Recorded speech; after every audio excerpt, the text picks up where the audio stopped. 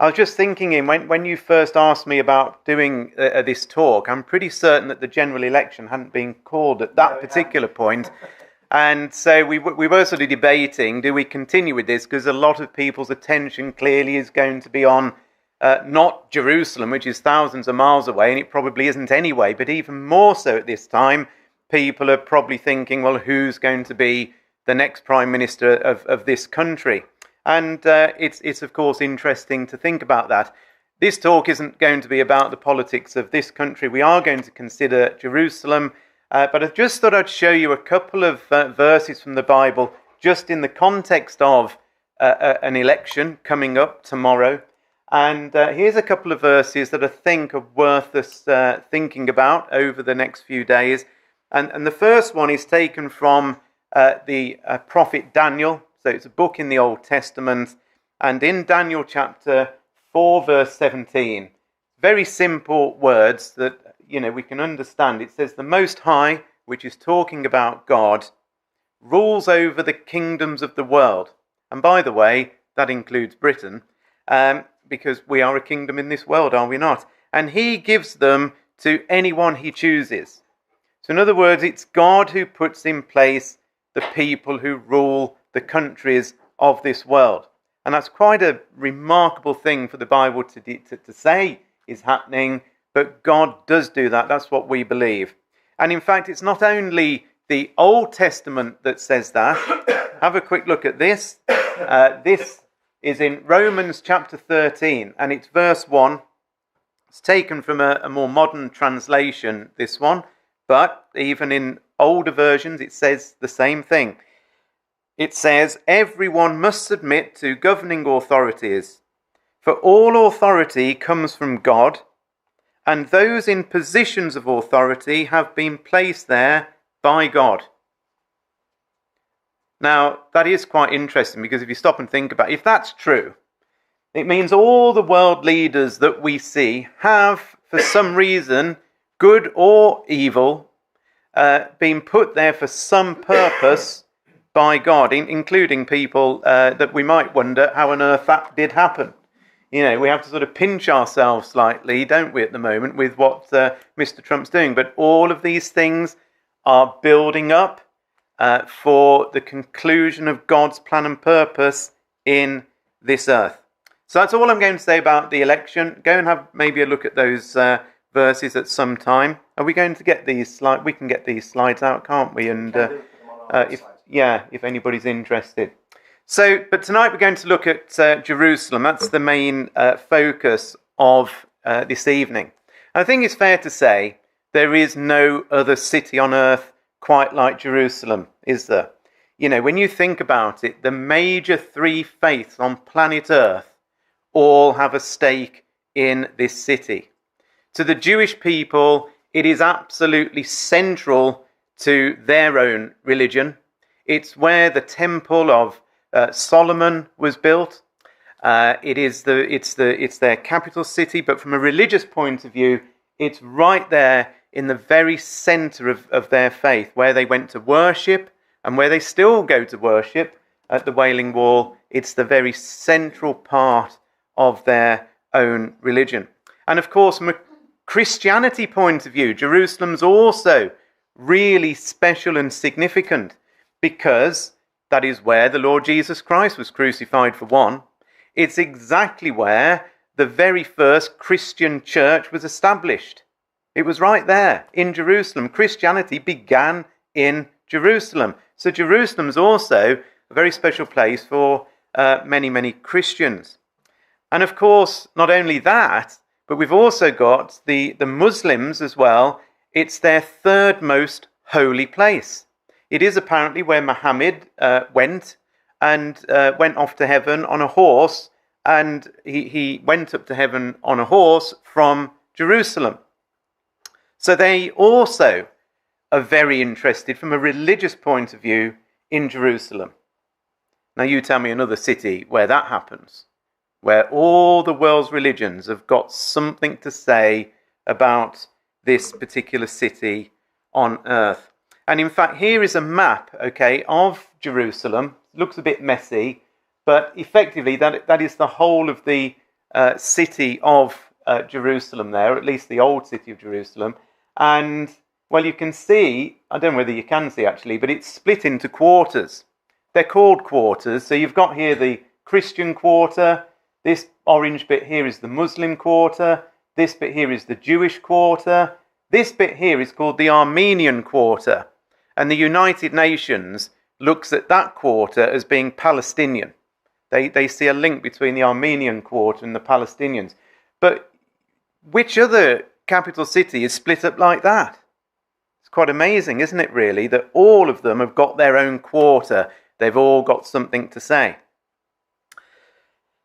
But it doesn't actually end there, because not only have you got all these religious elements, and bearing in mind, of course, we're talking about billions of people. This isn't just a few radical people who say Jerusalem, we're interested in it. There's a billion Christians. There's a billion Muslims. It's a huge percentage of the world's population that's got something to say about this. But even more than that, we've got this situation. Because not only is Jerusalem seen as a religious centre, it's also a political centre as well. Because, of course, there are two people who say, actually, excuse me, Jerusalem is our capital. So on the one hand, and these are headlines, by the way, from only in the last 4 weeks. But to be fair, it doesn't matter when I do this talk, these are headlines that come through time and time and time again. But because of Mr. Trump's involvement by flying out to Israel only a few weeks ago, they started coming out with their own statements to say, hold on a minute. So there is the leader of the Palestinians, Abbas, and he said East Jerusalem should be the Palestinian capital. Meanwhile, Netanyahu, who is the Prime Minister of Israel, vows that Israel will continue to build in our capital, Jerusalem. So now we've got two different sets of people, both saying Jerusalem is our capital. Can you imagine this in London or any other capital city, that you've got two sets of people saying it's ours, no, it's mine, yes, no, it's ours, and then all the religions are saying it's mine, it's mine, it's mine. You can see why over the years there's been a lot of conflict over this particular city, and so there has. Now we've asked you here this evening actually for a sort of a special reason, and it's because of the anniversary of this particular day on the calendar. And apparently, because I wasn't alive at the time, but 50 years ago, exactly today, is when Israel, there was a big war that happened called the 6-Day War, and we're going to look at this. There was a war that lasted in Israel and its surrounding neighbours, and it lasted for 6 days. And during those 6 days, Israel, the Jewish people, took Jerusalem and made it their united capital. And that actually is quite significant. And the reason it's significant is because of things that God tells us in the Bible. And so what we want to do this evening is show you some of the significance of this city. And we're going to look in the Bible, and we're going to see what the Bible says about Jerusalem. And we're going to see why it was that 50 years ago, very, very significant prophecies were fulfilled, which leads us into a chain of prophecies that are continuing to be fulfilled, which culminate, and this is the big exciting bit, it culminates in the return of Jesus back to this earth, to establish a worldwide kingdom where he will actually rule from Jerusalem. And the events in 1967, 50 years ago, were part of that particular story. Now, what we're going to do is we're not going to really turn to any other book. And in fact, I tell a lie, because there's a couple of quotes, as you'll see later, from some of the books, but 99% of what we're going to quote this evening is from this book, the Bible. the Bible is just an astounding book. So lots of you in here, I know, read the Bible. Some of you might not have read it before. I would urge you to pick this book up. It is absolutely, completely unique. The word Bible just means book. And the word holy Bible, the word holy means something that's separate. This is a separate book. And you know something? You could get all the books in the world and pop the Bible there, and all the other books would have to be put over here. The reason it's separate from all other books is that it's the only book to be inspired by God himself, and God it is that has said, right, these are my words, I want you different people to write it down.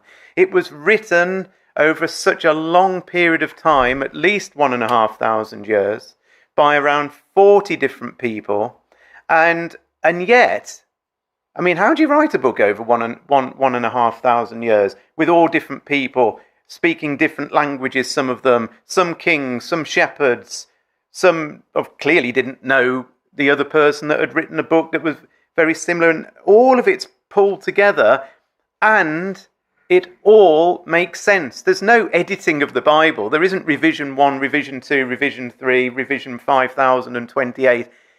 It's exactly the same.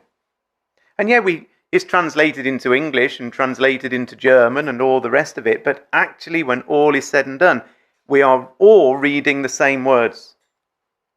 Just have a little look at this. I don't know who's on the volume here, but I don't quite know how loud it's going to come through, but let's see how we get on. Interesting facts about the Bible. The Bible is comprised of 66 books, 39 in the Old Testament, 27 in the New Testament. The Bible was written by over 40 different authors and was written over a period of 1,600 years. Job is considered to be the oldest in the Bible, while the book of Revelation is the youngest, written in 95 AD. The longest book in the Bible is the book of Psalms. The shortest is 2 John, with only 13 verses in the entire book. The Bible has been translated into roughly 2,018 different languages and is the world's best-selling book. There you go. I pretty much said all of that. We needn't have played that, but it's a test on the volume. We could probably tweak it up a little bit for the next clip. Now, here's the interesting thing, because, why not? Here's the interesting thing. The word Jerusalem itself is mentioned over 700 times in the Bible. This is a great place to go, isn't it, if we want to find out more about what God says about this city, Jerusalem, over 700 times. And by the way, and you might know this, I don't know, but the Quran, which is another holy book, as some people will say it is, Jerusalem isn't mentioned a single solitary time, not by the Arab name of Quds or by the word Jerusalem at all. So it's not mentioned, so we can't go there. We need to go to the Bible. It's mentioned over 700 times. It's a really key city in the Bible. Now, as I've said to you, we're at the 50th anniversary of big events that happened back. Who was here in 1967? You guys, there's a few of you that weren't. See, some of you might even remember this, So I was born in 69, so I missed all the excitement. But I was talking to my parents. They actually got married just a month after this war took place. And they actually said, we remember there was tremendous excitement amongst Christadelphians because they could see back then that prophecy was being fulfilled before their eyes. Did some of you feel that who were here? And a huge amount of excitement, and there was. Now, for those of you who weren't there, or maybe you haven't looked at it too much, I found a little bit of video, and it's got some actual, it's a little bit of cartoon to start with, but it's actually got some live clips from back then, just to show you what was going on. So we're winding the clock back now to 1967, 50 years ago tonight, what was happening in the world back then. So let's just have a little look at this.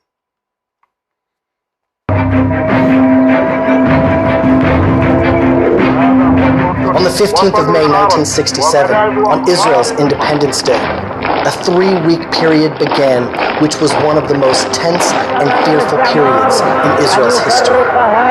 In direct contravention of international agreements, Egyptian leader Jamal Abdel Nasser removed the UN peacekeeping forces and began moving tens of thousands of soldiers and hundreds of tanks into what was the demilitarized Sinai Peninsula towards Israel's southern border.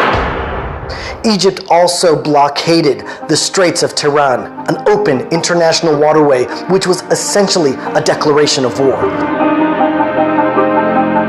Israel turned to the nations of the world, primarily to the United States, for assistance against Egyptian aggression, but somehow all Western countries decided to remain neutral. Israel, with 2.5 million Jews, was left alone to face the might of the Arab nations. Egypt, Syria, Jordan, Iraq, and Lebanon formed a military alliance and began moving forces into Jordan towards Israel's borders. When the Arab countries realized that the world had abandoned Israel, many other Muslim countries were openly calling for the destruction of Israel. The will and means to murder millions of Jews were evident. A biblical prophecy comes to pass as the forces of Israel sweep on in an astonishing triumph of strategy. After achieving air supremacy, her forces thrust like an avenging sword at the very heart of Arab self-confidence. And then, perhaps, the greatest miracle of all, a miracle Israel never expected: Jerusalem.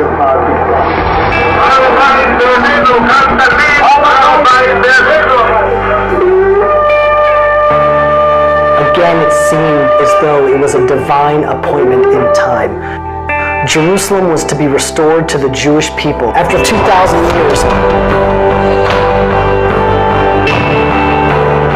Yitzhak Rabin, then Minister of Defense, was given the honor of giving the war its name.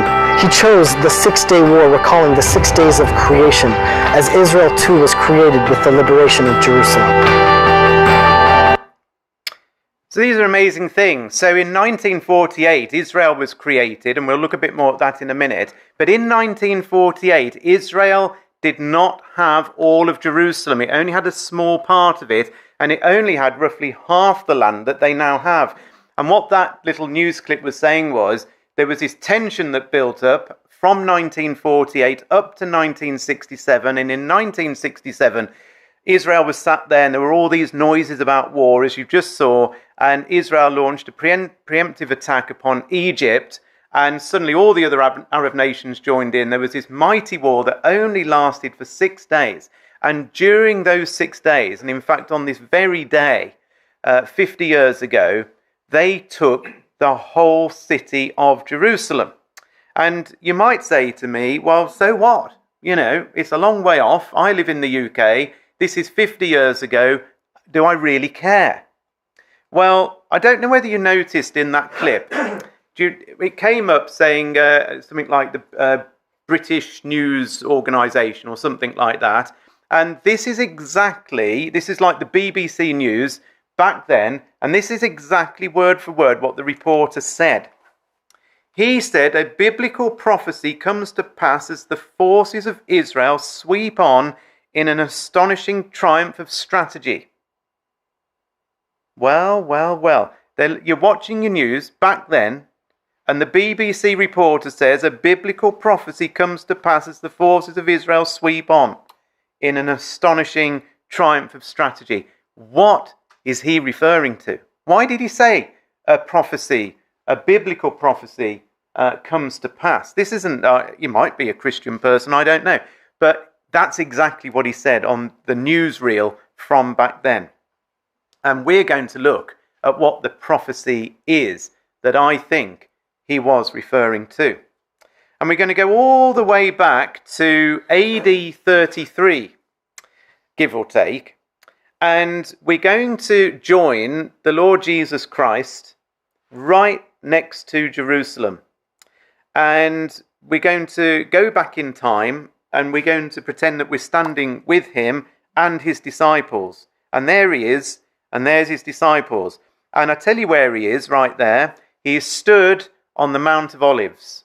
And the Mount of Olives is really close to Jerusalem. And in fact, there is Jerusalem over here. And this is the great temple that they're looking at as they're looking down from the Mount of Olives upon this huge, wondrous temple that existed when Jesus lived. And while they were there, they were talking. Jesus was talking to his disciples, and the disciples were listening to him. And we're going to now join them in the conversation that they were having at this very point in time. And it's recorded for us, word for word, in Luke chapter 21, verses 5 to 7. If any of you want to look this chapter up, you can, but the words are here on the screen. So this is Luke chapter 21. They're sat on the Mount of Olives. We're with them. We're listening in. Some of his disciples, some of Jesus' disciples, began talking about the majestic stonework of the temple and the memorial decorations on the walls. But Jesus said, "The time is coming when all these things will be completely demolished. Not one stone will be left on top of another." "Teacher," they asked, "when will all this happen?" Now, just going back to that previous slide, you can see from the Mount of Olives, you can see what they were looking at, and they're going, wow, look at all this amazing building in front of us, how the stones are adorned, and look at the temple. And that's what we've just read. And Jesus suddenly says out the blue, hold on, it's all going to get demolished. Not one stone will be left upon another. This is some amazing building as well. This is a sort of an artist's impression of what the temple probably did look like in those days. It was an enormous structure, beautiful, gold inside, you name it, gold on the outside. It was a fantastic place. And of course, even today, there's the remnants of the retaining wall of Jerusalem, of the temple, that is still there. And the Wailing Wall, or the Western Wall, is the retaining wall that was there at the very time that Jesus was talking to his disciples. Those stones there were exactly the same stones that were still there, one on top of another, when Jesus was saying those words. That's pretty amazing, isn't it? 2,000 years later, they're still there. That's why the Jews go to this wall. It's very special. It's their connection back for a long, long time. So what did the disciples say? They said, well, Jesus, when's that going to happen? When is this enormous temple going to come down? And in verse 20 of Luke chapter 21, Jesus says, I'll tell you. He says, when you see Jerusalem surrounded by armies, then you will know that the time of its destruction has arrived. And you know something? This was in AD 33. Just shortly after that, of course, Jesus was crucified. And very shortly after that, he ascended to be with his Father in heaven. But in AD 70, so how many years later is that? Is that 37 years? I'm trying to do the maths here. Let's say 37 years later. 37 years later, in AD 70, that Jerusalem was surrounded by armies, and the Romans came, and this is what happened. Now I'm going to show you another video. Now this was not video that somebody took in AD 70. There were no cameras back then. However, the audio that you're going to listen to is taken directly not from the Bible, but from ancient historians that lived about that time. Not Christians, ancient historians, one of which is Josephus. But just have a little watch of this.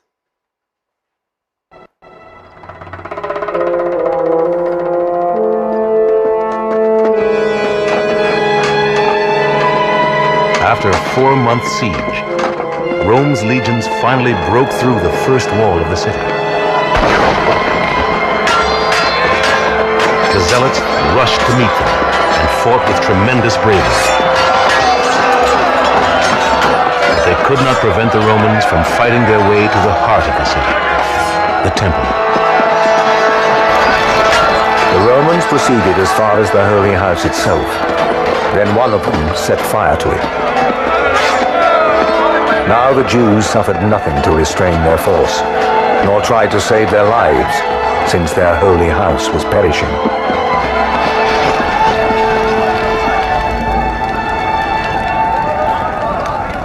The temple, the only place on earth, according to the Bible, where God could be worshipped, was laid to waste by the Romans.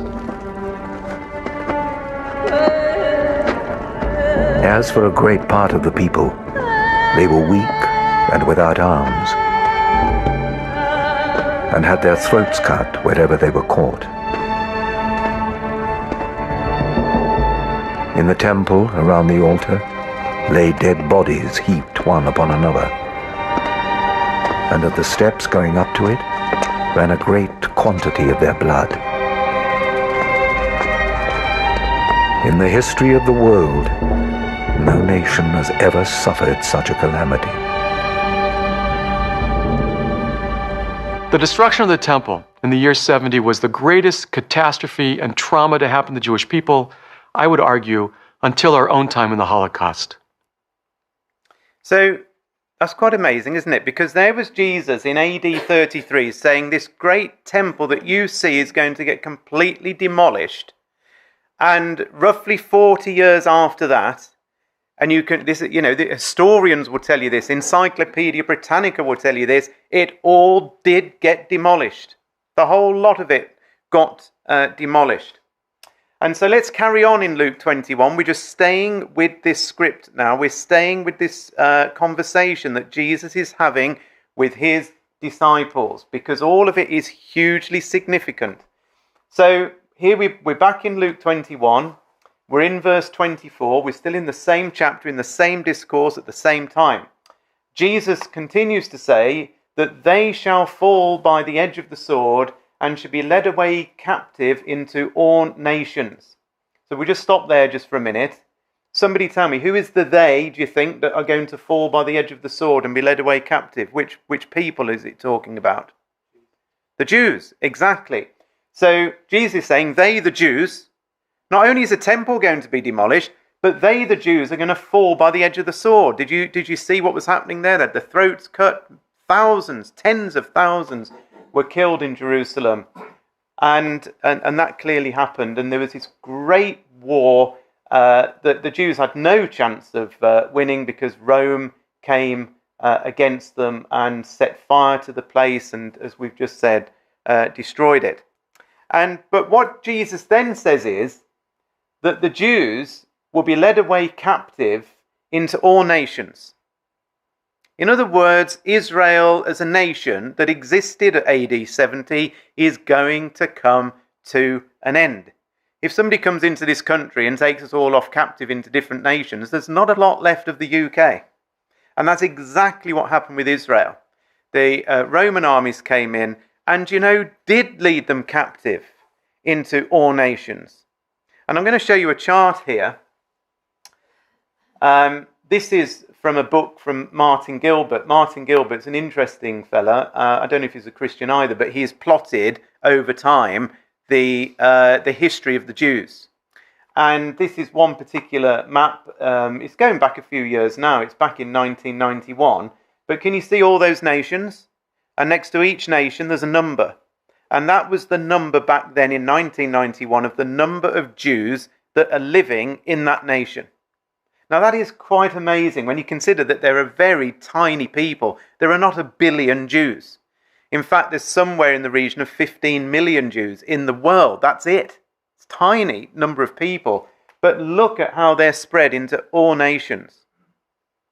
Jesus said, you'd lose your city, and actually the temple will be destroyed and you'll be scattered into all nations. So really, we've seen that happen over the millennia, that this is exactly what has happened. What else do we read? So just going back to the start, we're still in the same verse. Look, they shall fall by the edge of the sword, that's the Jews will be killed, and shall be led away captive into all nations. And then we get this interesting phrase, because Jesus then says that Jerusalem, this city that we're considering tonight, shall be trodden down of the Gentiles. Now, a Gentile is an interesting word. It's basically anybody that is not a Jew is, in Bible terms, a Gentile. So we're you might be a Jew, I don't know. But generally speaking, in the UK, we're all Gentiles because we're not Jews. And so anybody that is not a Jew is a Gentile. So what Jesus is saying here, look, Jerusalem is going to get trodden down. We might put in modern language, occupied. Jerusalem is going to be occupied by non-Jewish people. So you've lost your city, you're scattered into all nations, and non-Jewish people are going to control Jerusalem. Am I reading too much into that? That's what it says. But here's the multi-million-pound wonder of it all. Because Jesus carries on. He doesn't stop there. He uses this amazing, tiny, insignificant little word, until. And by putting in that word until, means that one day Jerusalem will not be trodden down by the Gentiles, because look what he says. Jerusalem is going to be trodden down by non-Jewish people. It's going to be occupied by non-Jewish people until the time of the Gentiles be fulfilled. Now, what does he mean by that? He's clearly saying that one day in the distant future, he doesn't say the distant future, but we now know it is, one day in the distant future, the Gentiles will not be treading down Jerusalem. They will not be occupying Jerusalem, because clearly the Jews will be. Can we infer that from that, do you think? Jerusalem will be trodden down by non-Jewish people until the time of the Gentiles is up, is finished. Now, this is quite amazing, because we've already said that Jerusalem was actually taken away from the Jews in exactly AD 70. That's when it happened. And 1,897 years later, 50 years ago today, the Jews, for the first time in all of that time, suddenly have control, sovereign control, which they have over the city again. Now that's quite amazing that has happened. This makes 1967 a very significant point in time, and why it was even back then that Christadelphians were super excited that these things were taking place.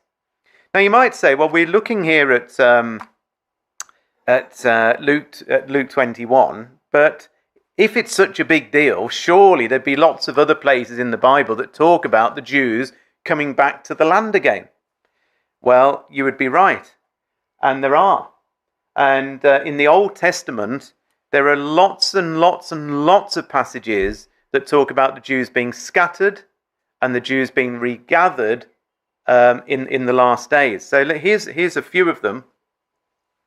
So in Deuteronomy chapter 28, quite early on in the Bible, this talks about the scattering, not the regathering, this particular one, but have a look at this all the same.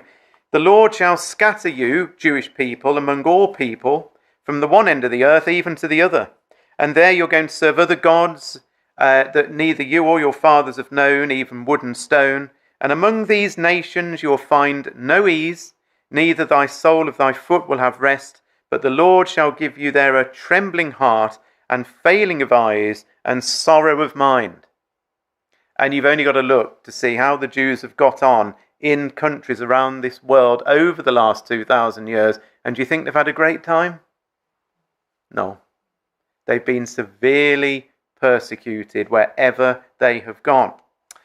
In Jeremiah 31 verse 10, we read these words, "Hear the word of the Lord, O nations, and declare it in the coastlands far away, and say, He who scattered Israel will gather him, and will keep him as a shepherd keeps his flock."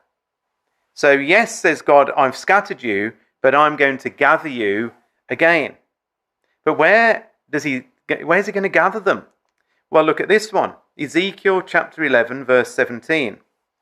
"Therefore say, Thus saith the Lord God, I will gather you from the peoples," that means the nations of the world, "and assemble you out of the countries where you have been scattered, and lo and behold, I will give you the land of Israel." This is in the Old Testament.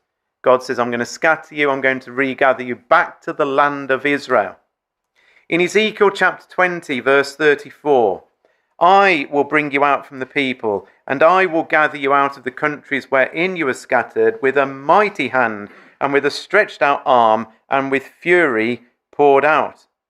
In Ezekiel 34, verse 13, I will bring them out from the people and gather them from the countries and will bring them to their own land and feed them upon the mountains of Israel by the rivers and in all the inhabited places of the country. And all of those are absolute plain English that a 10-year-old could understand in terms of what it's saying, I'm absolutely certain. But it's also in the Bible in symbolic terms as well.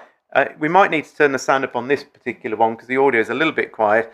But this is a little video about what the Bible calls the Valley of Dry Bones. And it's a little symbolic prophecy about Israel coming back to the land. The hand of the Lord came upon me, and brought me out in the spirit of the Lord, and set me down in the midst of the valley, and it was full of bones.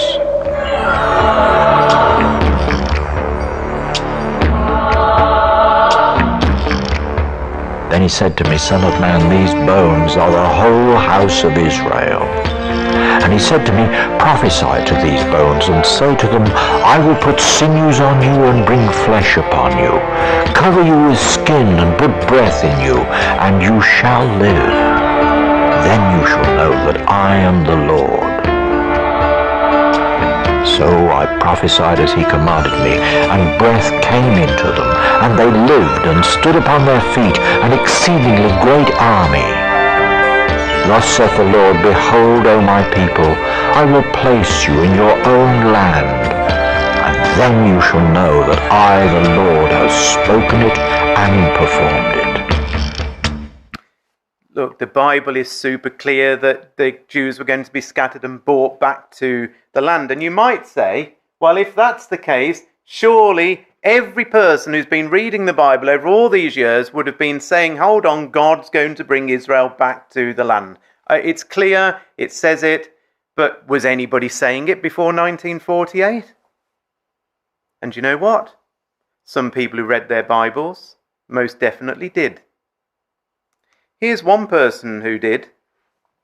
Sir Isaac Newton, who lived 1642 to 1727. He is the father of science, according to most encyclopedias that you read. You know, he is the one who discovered gravity and the formulas of calculus. And most of the science that he discovered back then is what we now still build on. None of it has ever been disproved. He was an amazingly intelligent man, this man, Isaac Newton. Mathematician, physicist, astronomer, amazing guy. And you know something? He wrote more about God and more about the Bible than he wrote on any other subject. And yet, do you know what the world did? They latched onto his science and threw the whole lot about his religious beliefs in the bin in its entirety. It's not in the bin.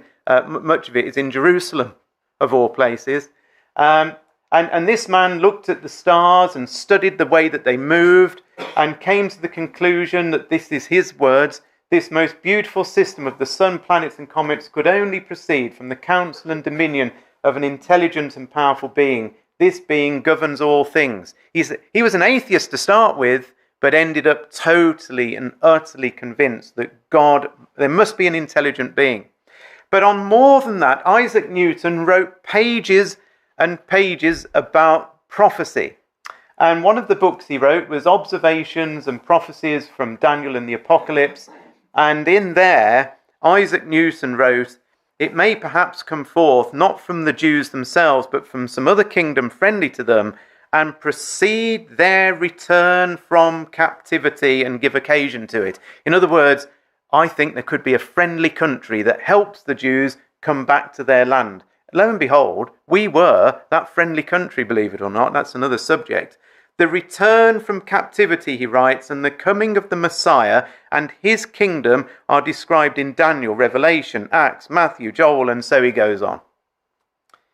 This man knows what he's talking about. Very intelligent, and also very wise because he believed in God. Here's another chap. This is Thomas Brightman, wrote in 1615. Shall the Jews, that's who he's talking about, shall they return to Jerusalem again? There is nothing more certain. The prophets do everywhere confirm it and beat upon it. In other words, they don't let go of this. They keep on and on and on and on and on about it. They're going to come back to the land. And here, in 1948, is what it looked like.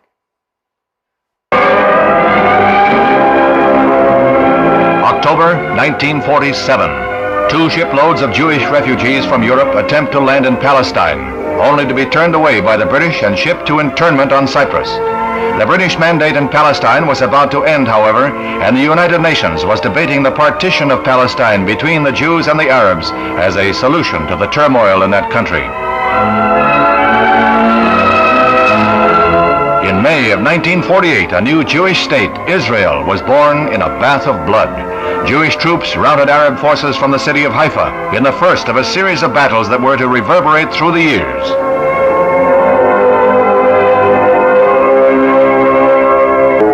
Meanwhile, on May 14th, 1948, the new government headed by David Ben-Gurion is installed in Tel Aviv. Thus, for the first time since the Roman legion destroyed Jerusalem in the year 70 AD, the Jewish people have a nation of their own. And they did, in 1948, have a nation of their own. But guess what it looked like? You see on the right here, that light blue shape, this wiggly shape down here, that was the land that they were given in 1948. Did you hear it said about the UN partition? They were not given what we now call the West Bank, and they only had half of Jerusalem. But in the Six-Day War, okay, so roughly 20 years after Israel was created in 48, Israel took hold of the West Bank, took hold of Jerusalem in its entirety, and that is the current shape of modern Israel. Now, this is the exact shape of ancient Israel. So if you go back to the ancient times when the prophets were writing, like Ezekiel and so on, back in the days of Solomon or David, this is the shape of Israel. Now, do you notice something pretty similar? It's like the same. When God said, I will regather you and give you the land, God doesn't say, well, look, I tell you what, I'll give you about 90%. I'll give you some of it. I'll give you a little bit of it. When God says, I'll give you the land, in Deuteronomy, it details out exactly where the land is and the borders and so on. So this is quite amazing that this has 2,000 years later happened. Now, Jerusalem in 1948 was split, not down the middle, but this is the little bit of Jerusalem that Israel had, only a tiny bit of it, but this is the whole of Jerusalem. And in 1948, this is from Wikipedia, in 1948, Jerusalem, it says, was divided into a western part under Israeli rule and an eastern part under Jordanian rule. In 1967, Six-Day War, 50 years ago today, the Labour government, headed by whatever his name is, Eshkol, set the guidelines to attain complete Israeli sovereignty over a united Jerusalem.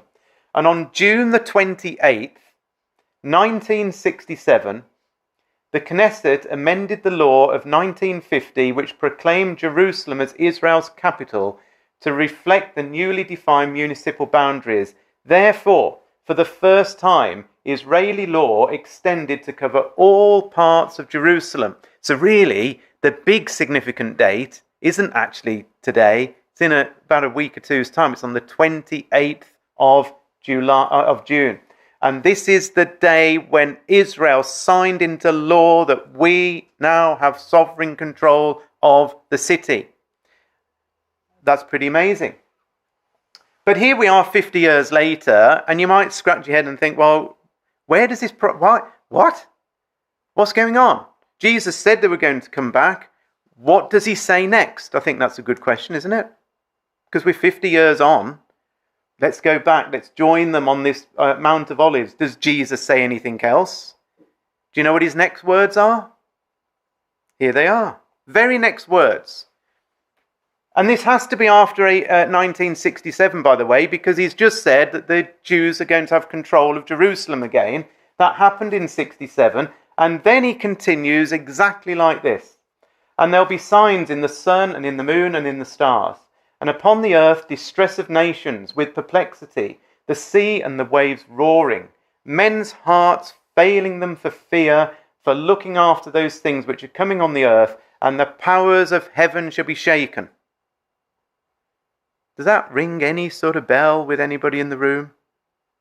Does this, what have we got here? Signs in the sun, moon and stars. We've got nations in distress. Perplexity is saying, I don't know the answer. I can't solve the problem. There's sea and waves roaring. There's men's hearts failing them for fear when they look on the news, when they look on the TV, when they open the newspaper, when they listen to the radio, their hearts are failing them for fear. They don't like what they see. They're fearful. And here we are at the end of this period of time, 50 years, and I think this is quite a good description, don't you? Do you think we live in a world of fear and terror? Because, by the way, that's what the Greek word for fear means. It is terror. In fact, the White House spokesman said not long ago, this is how it is in the age of terror. He says we live in the age of terror. Do we see signs in the heavens? Well, we'll have a look at that in just a second. Do we see a world not able to sort its problems out, do you think? Perplexed as to... Look at Theresa May's face. They don't know how to cope with the terrorism that we see. That's only one small part of the problems. I think the answer has got to be a resounding yes more than ever before. I'm just going to play you a few little clips now.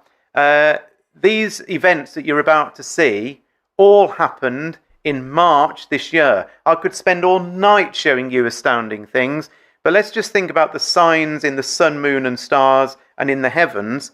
And this is all happening only a few months ago in March.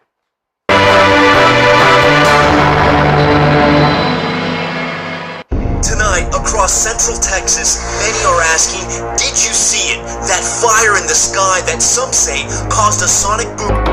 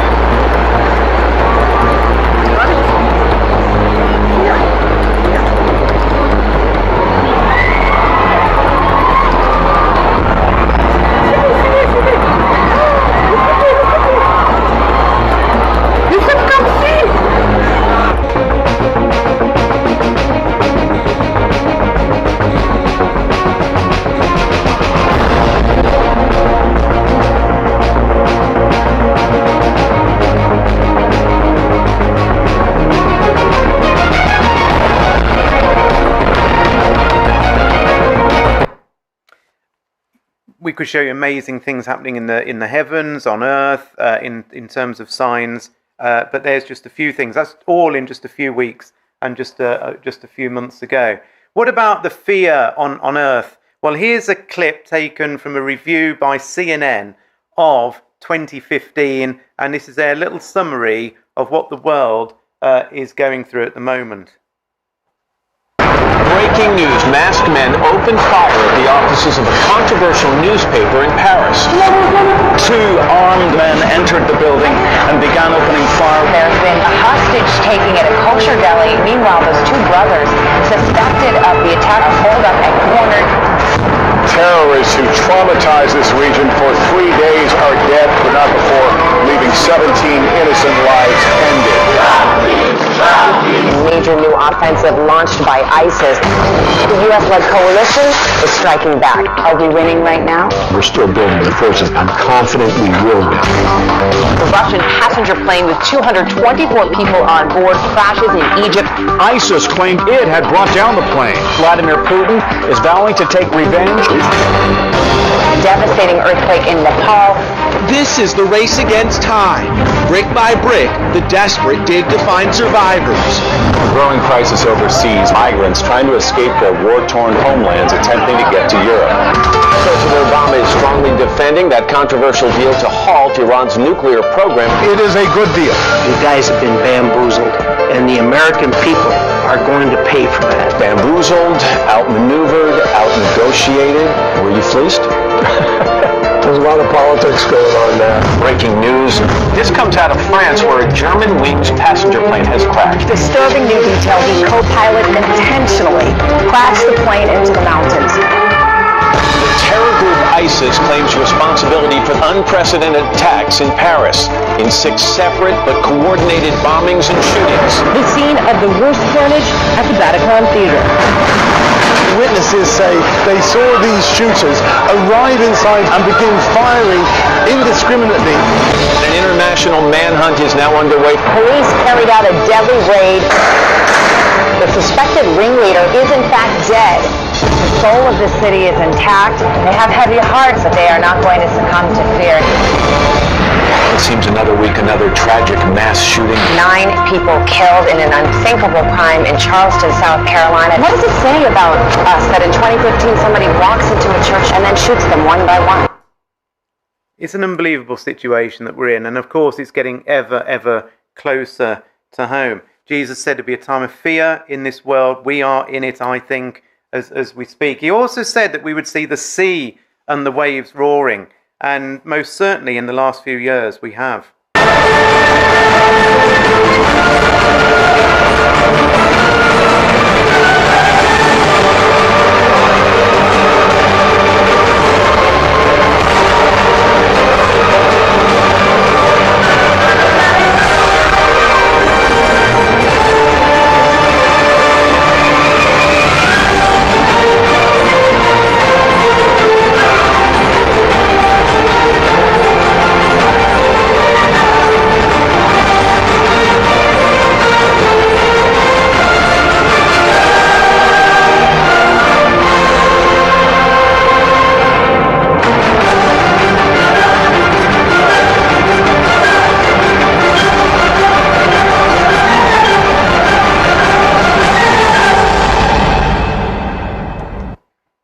So it's building up to something at the end of this 50-year period, is it not?